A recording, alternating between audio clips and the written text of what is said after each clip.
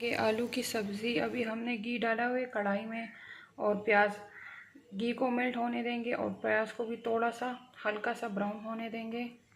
یہ تھوڑا سا براؤن ہو گئے ہیں، اب اس میں ہم ڈالیں گے لہسن ادرک اور مرچ کا پیسٹ۔ اب اس میں ہم تھوڑا پانی ڈالیں گے۔ اب ہم اس میں ڈالیں گے 1 چمچ کٹی ہوئی لال مرچ، پنچ ہلدی، حسب ضرورت نمک ڈالیں گے، زیرہ ڈالیں گے، اور اب اس میں ہم آلو، شملہ مرچ اور گاجریں ڈالیں گے۔ اب اس میں 1 عدد ٹماٹر ڈالیں گے اور اس کو اچھی طرح پکائیں گے 15 منٹ تک۔ آلو کی سبزی تیار ہو گئی ہے، اس کے اوپر ہم نے آخر میں دھنیا ڈال دیا گرین۔ یہ بہت مزے کے بنتے ہیں، آپ لوگ بھی ٹرائی کریں، ہمارے چینل کو سبسکرائب کرنا نہ بھولیں۔ Thanks for watching.